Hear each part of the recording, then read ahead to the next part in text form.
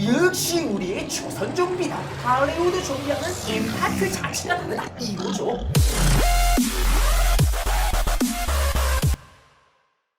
킹덤을 보고 역사쌤인 저는 이런 생각을 했습니다. 역시 우리의 조선 좀비다. 뭐가 그렇게 쩔고 뭐가 그렇게 다른지를 세 가지 한번 보도록 하겠습니다. 첫 번째, 조선 좀비는 멋이란 게 pom프, 대폭발합니다. 여기 두 명의 좀비를 보시죠. 지금까지 이런 좀비는 없었다. 이것이 좀비인가 파슈마루인가? 좀비가 이렇게 잘 차릴 게 없기 없어요. 마치 서양으로 치면 잘 차리면 젠틀만의 좀비질을 하는 것도 똑같죠. 그러면 도대체 조선 좀비는 왜 이렇게 멋질까요? 바로 조선 특유의 복색 문화 때문에 그렇습니다. 이게 바로 킹각조선 스웩! 이 신사분들이 착장하고 있는 검은 모자는요, 조선 양반들의 SS, FW 시즌을 가리지 않고 필수템이었던 갓 특유의 세련된 비주얼 외에도요, 갓을 착용해야 했던 이유가 있었습니다. 우선 이 갓은 신분을 나타냅니다. 여러분들이 천한 신분이다. 이 갓은 쳐다만 볼 뿐 절대 쓸 수가 없습니다. 이렇게 갓을 쓴다, 바로 양반 계층에 속하다는 소리죠. 나의 고귀한 신분을 직면하는 시간을 보내 갓은 또 나이를 드러내기도 합니다. 오로지 성인 남자만이 쓸 수 있는 게 바로 이 갓입니다. 한마디로 조선 성인 남자들의 자존심과 같은 게 이 갓이죠. 갓은 예의의 상징이기도 했습니다. 조선에서는 이 모자가 상대에 대한 예의를 의미했기 때문에 언제 어디서나 양반들은 항상 갓을 쓰고 다녔죠. 현대 서양 문화에서는 높은 사람을 만났다, 모자를 벗는 게 예의 범절이지만 조선 시대에서는 높은 사람을 만났다, 오히려 이 갓을 더욱더 고쳐매는 게 바로 예의 범절이었습니다. 만약에 여러분들이 타임머신을 타고 조선으로 갔다, 왕을 만났는데 이 모자를 벗었다, 그러면 그 순간 뭐가지가 됩니다. 또는 트레디셔널 핸드메이드 수제 사약을 테이스팅할 수 있는 아름다운 기회를 얻게 될 겁니다. 조선의 모자는 예의를 드러내기도 합니다. 킹덤에서 자주 등장하는 물관들이 착용하는 임금과 주립, 임금이나 세자 등 왕족들이 사용하였던 입성감 등이 바로 그 예시가 되겠는데요. 여러분들이 만약에 조선 임금의 기분을 한번 내고 싶다, 간단해요. 집에 있는 모자를 가져다가 이렇게 장착해주시면 됩니다. 세종이요.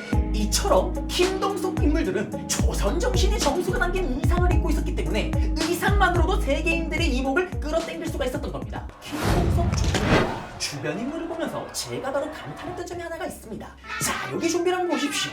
야, 이렇게 긴박한 상황 속에서도 핏속이 절절절절 흐르는 질서의식이 느껴지지 않습니까? 이 동방예의 제국의 좀비의 모습, 그리고 또 좀비가 되어버린 아들의 처리를 극구 반대하면서 시청자들의 혈압을 떡상시켰던 인간 저혈압 치료제 할머니의 모습에서 우리는 현대인의 사고방식으로는 이해할 수 없는 것들을 여러 가지를 확인할 수가 있었습니다.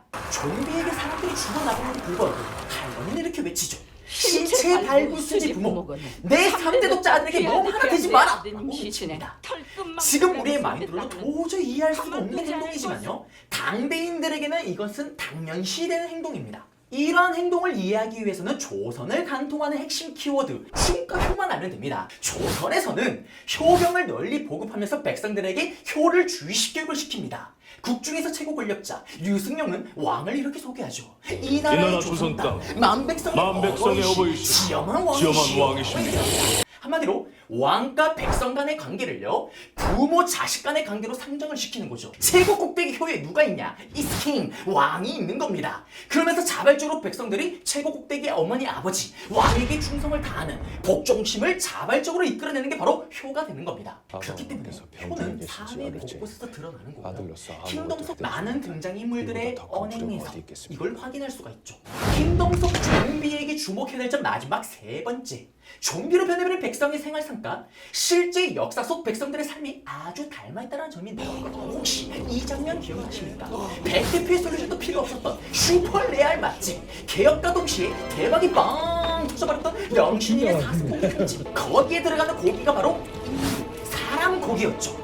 좀비에 물려 죽었던 시체를 먹고 마을 사람들이 단체로 좀비가 되어버린 모습에서 큰 충격을 받았는데요. 근데 더 충격적인 건 영신이의 대사죠. 동네성에 있는 사람들을 살린 건 배고픔에 먼저 죽어간 이웃들의 살과 뼈다. 극심한 굶주림 속에서 살아남기 위해서 시체를 먹었던 이 엄청난 충격적인 영신이의 스토리, 사실은 조선 역사 속에서도 볼 수 있는 팩트입니다. 때는 바야흐로 1670년, 조선 땅은 저주받은 것처럼 모든 온갖 재해들이 불어닥칩니다. 봄에 냉해와 한해가 불어닥치면서 밭농사를 말아먹습니다. 여름에는 수해가 불어닥치면서 논농사를 말아먹습니다.